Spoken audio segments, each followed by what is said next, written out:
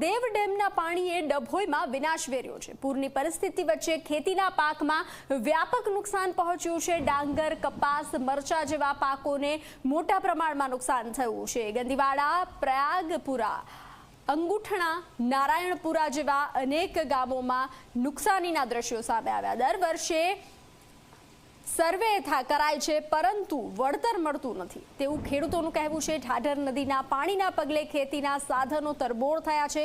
છેલ્લા 3 દિવસથી અનેક ગામોમાં વીજળી ગુલ છે, વીજ પુરવઠો ખોરવાયો છે। પાણી ઓસર્યા બાદ પણ જનજીવન અસ્તવ્યસ્ત જોવા મળી રહ્યું છે। પાક નુકસાનીનો સર્વે કરી સહાય આપવા ખેડૂતો માંગ કરી રહ્યા છે।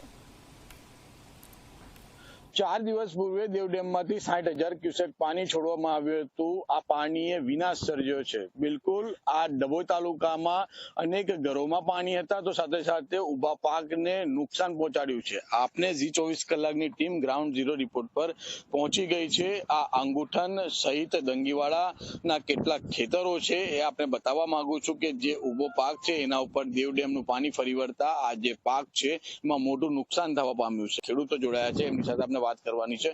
ચેતનભાઈ, શું કહેશો, જે પ્રકારથી ડેમમાંથી પાણી છોડવામાં આવ્યું હતું કેટલું નુકસાન છે, ખેડૂતોની શું માંગ છે?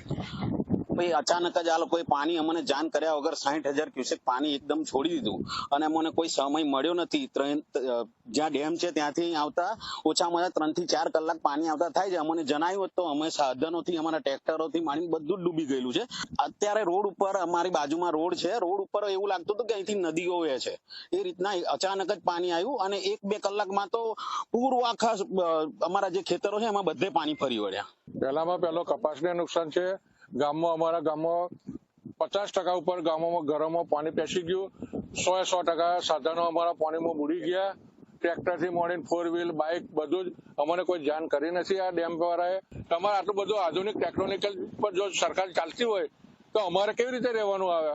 તમારે ટેકનિકલ છે નહીં અને જે ડેમ વાળા અધિકારીઓ પાણી છોડે છે એમને અમારે તો 367 ની કલમ લાગવી જ જોઈએ। એ લોકોએ કેવી રીતે છોડ્યું પાણી? અને તમને ઉનાળામાં અમારે જયારે પાણીની જરૂર હોય છે ખેતી પિયત કરવા માટે કે અમને પાણી હાલતા નથી તો પછી અમારે તમારા પાણીનું અમારે નુકસાન કેવી રીતે વેઠવાનું? અમારે તમારું પાણી ઉપયોગ લાગતો નથી ખેતી માટે તો અમારે ખેતીમાં નુકસાન કરવા માટે તમે કેમ પાણી છોડો છો? પહેલી વખત આવી ઘટના નથી બની। આ લગાતાર 4-5 વર્ષથી આ ઘટનાઓ બને, સર્વે કરી જાય છે, એક આશ્વાસન ખેડૂતોને આપી દે છે અને ખેડૂતને ખુશ રાખે છે, પણ એનું કોઈ વળતર આજ દિન સુધી એક વળતર અમને ચૂકવવામાં આવ્યું નથી। ગાંધી ચીડિયા માર્ગે પુષ્કળ આંદોલન કરીશું, ઉપવાસ પર પણ બેસીશું, પણ આ વખત અમે જંપીને બેસી નહીં, કારણ કે અમને વળતર તો મળવું જ છે। એકમાત્ર સરકાર ખેડૂતને જ દુખી કરે છે, આ સ્પષ્ટ મેં કહું છું। આ કપાસ, દિવેલા, તુવેરો દરેકમાં લગભગ 1,000 એકરનું વાવેતર હતું। એ વાવેતરમાં 80-90% કશું જ છે।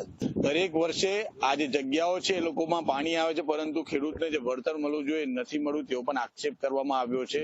હાલ તો ધારાસભ્ય દ્વારા પણ તમામ જગ્યાઓ પર સૂચના આપવામાં આવી છે કે આ લોકો સર્વે કરવામાં આવે, પરંતુ સર્વે ક્યારે થાય છે, સરકાર સુધી આ વાત ક્યારે પહોંચે છે અને સરકાર જે ખેડૂતોના ખાતામાં ક્યારે પૈસા નાખે છે તે જોવાનું રહેશે। સહયોગી કેમેરા પર્સન સાથે ચિરાગ જોશી, ઝી મીડિયા, ડભોઈ, વડોદરા। મહેસાણાના ધોરોઈ ડેમમાં પાણીની આવક વધી છે। ઉપરવાસમાં ભારે વરસાદના પગલે પાણી